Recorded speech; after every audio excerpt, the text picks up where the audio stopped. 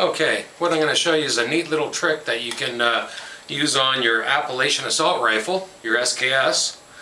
And this works as long as you have tech sights. You can figure out another way of doing it without tech sights, I'm sure, but I happen to have tech sights, in particular the TS100. These are wicked sights. Comes with a rear aperture sight.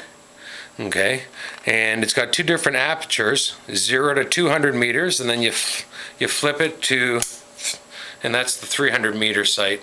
It's a super accurate sight, and it comes with a new front post on the weapon itself, which is a much smaller post. And I've found, like, it's nothing to hit. Like, you can hit a garbage can at 300 meters, 400 meters with this, no problem. Okay, so I've got the tech sights on. Now when the tech sights go on, the ramp sight that was originally on the weapon comes off. And tech, what they do is they give you a little pin to put in there and to keep the spring in place. But what you can do with that, you can actually take a piece of this stuff, which you get at any safety supply house. It's actually a glow-in-the-dark strip. This one's a little bent like a propeller because it was on my dashboard in the sun, but it's plastic. Okay, and you know, it lights up fairly well. And what you can do is you can add that right where that pin is, where the old ramp sight was. The spring action is pushing up. If you push down on that spring, you got to use like a screwdriver. It takes so much force you can hardly do it with your finger. You can cut a little wedge of this reflective material and stick it under there.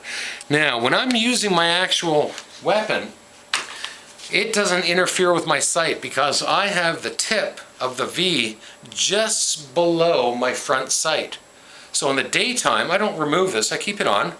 I can use the weapon normally, but the magical thing is at nighttime, I now have a night sight that costs literally like 50 cents. And I found that if I keep the tip of my prong here on my sight just below the front blade sight, at 50 meters, I shoot about 6 inches low. Okay, so it's not a big deal. If you're shooting at a target, say you have a silhouette target, man-sized silhouette target, at 50 meters, you aim for center of mass, it's only dropping 6 inches. You're still hitting center of mass. Okay, so it's not a big deal, but it's great at nighttime. And we're going to show you how nice it works. We're going to go back in the shop here, and I've got a strobe light set up.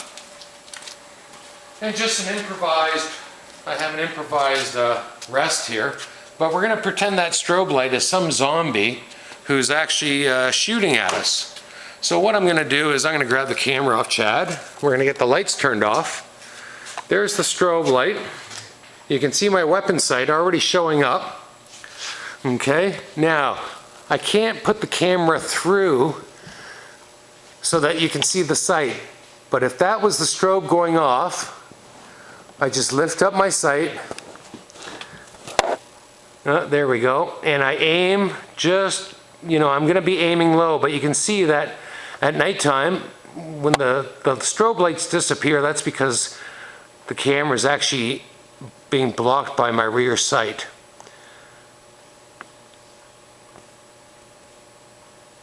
But there you go, you just aim below, and you get the idea of how it works. And it lights up real nicely.